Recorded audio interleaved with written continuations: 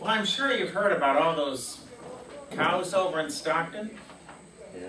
200 dead cows. What is it with all these dead animals lately?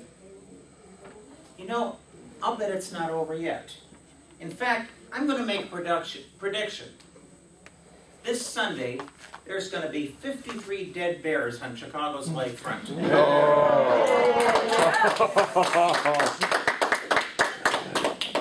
I think maybe it's all this horoscope stuff, don't you? You know, everybody's sign changing and all that. Any of you keeping the same sign? No. You like your new sign? No. Well, they finally have figured me out, you see. I was born in Chicago, but it was during an eclipse of Ursa Major. I hate the Bears! Oh. I grew up watching Vince Lombardi and Bart Starr make mincemeat out of them.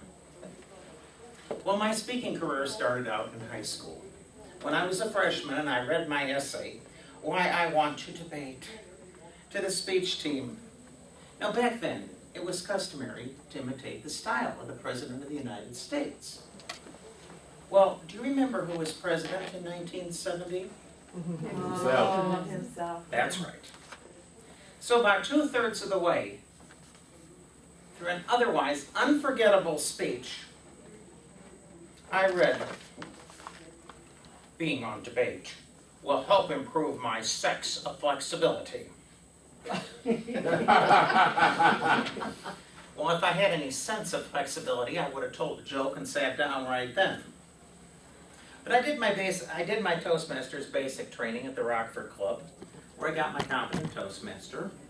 Then I went on, my grad school was Janesville Toastmasters, and I got my DTM in Janesville in July of 2008. It was a joint presentation of both Districts 35 and 54. And like many people in this organization, I got tied up in the business of Toastmasters and didn't get to speak for 2 years. But this year is going to be different, and it is different, and there's excitement back already. In July, I fulfilled a decades-long ambition to finally produce a humorous version of Nixon's checkers speech. And I did it for the Janesville Club, and I brought the house down. And in October, I told Brooklyn's Best Toastmasters Club the harrowing story of how I first came to Brooklyn, accidentally ending up in the traffic lanes of the Brooklyn Bridge on my bicycle. Yeah. Well, I got laughs, I won their hearts, and I got an incredible amount of self-confidence. And the big prize in December, December 2nd, 2010, I killed right here in Milwaukee, and I've got a certificate from this club to prove it. Hooray!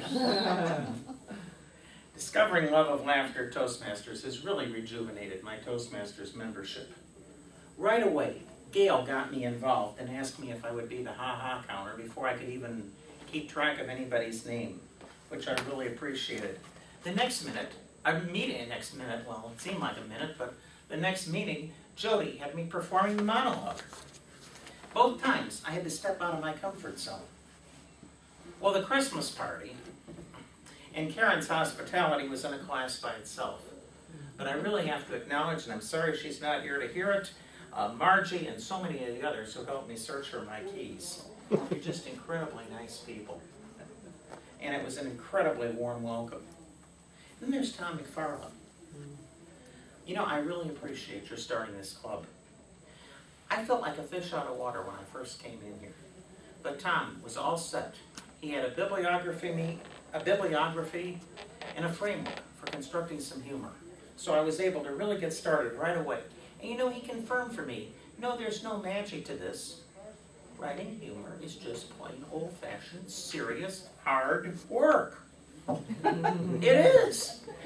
It really and truly is a serious job, and it's hard work, and if you do it well, you're going to get laughs. But you know, I've got some experience as a writer. That's what I do for a living. That's going to come in mighty handy, and I realize that when I work hard at the jokes, you get the laughs. So with all this Gemütlichkeit, water's already pretty warm. I think the only ice and snow are outside. So for all your friendship and help, thank you. But about those 200 dead cows over in Stockton? Well, it seems that the farmer had a bull that was very lazy, was often sleeping on the job, and now the media report is from bulldozing. Oh.